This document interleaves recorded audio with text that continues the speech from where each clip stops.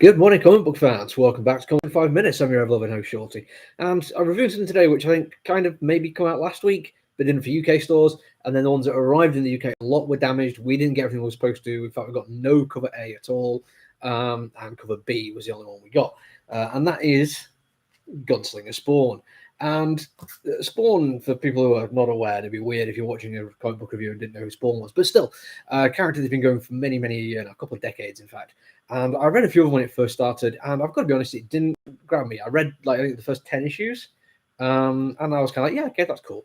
Then I read a few other bits, like some of the Sam and Twitch stuff was great, but nothing ever really was enough for me to be like, yeah, absolutely brilliant, gonna keep going like this. Now, a friend of mine has been reading them from the start, and he says they are actually weirdly good.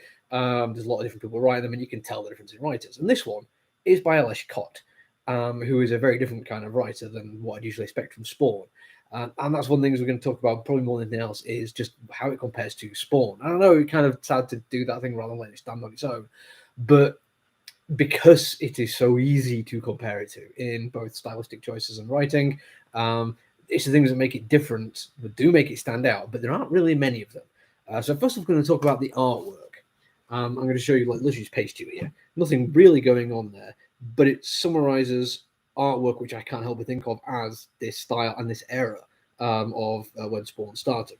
If you pay attention, there's lots of torn clothing, lots of exceptionally detailed stuff in the backdrop, which may or may not be important.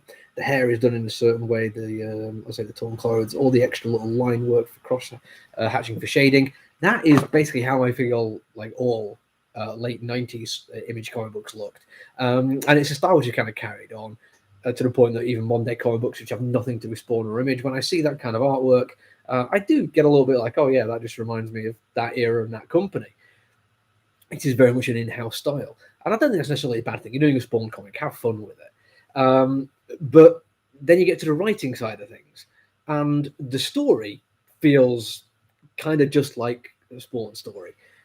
In the you could probably imagine most of the stuff happening here could happen to Al Simmons, could just be the exact same kind of angels and demons fighting each other in a small town in America, with some kind of weird familial involvement and underworld gangs who deal with these kind of things.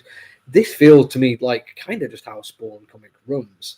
Pretty much the only big difference is Gunslinger Spawn is a Spawn not from this time who is particularly weaker than Al, and that gives people an advantage. But he's got his own advantages as well.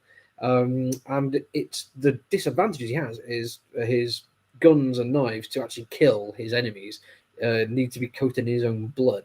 And there's obviously some kind of thing of Spawn biology here I'm not familiar with, but apparently their blood doesn't regenerate like it does for humans. So he's getting weaker and weaker every time he has to kill something.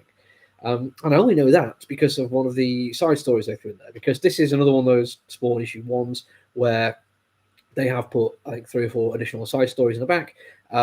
It kind of feels like padding sometimes, but in this instance, I will say they actually add something, or at least they stop the main story having to spend a lot longer on exposition to explain something which I think works better as a side story, and you can just read that as its own separate self-contained thing. The blood only bullets thing was one of them. The one about the hanging is excellent. There's a bit in a bar with some kid being abused by some guy. They're all really cool little stories in their own right. It's the main, but again, they're all still Spawn stories, and the main one does the exact same thing. The big difference, though, is the writing style, because yes, you can pitch that story to any Spawn comic book writer, and they'll probably do something with it. Alish Cott understands that he's doing a western here, even if it's out of time, which has an awful lot of fun with motorbikes compared to horses, the fact that Gunslinger can't read, and an awful lot of kind of box out narration, which feels like it'd be way more at home in a traditional Western cowboys kind of story. And I think that is done really well. In fact, I enjoyed that bit more than most of what's been going in this comic book. And that's not saying I'm enjoying it. I actually really do like this book.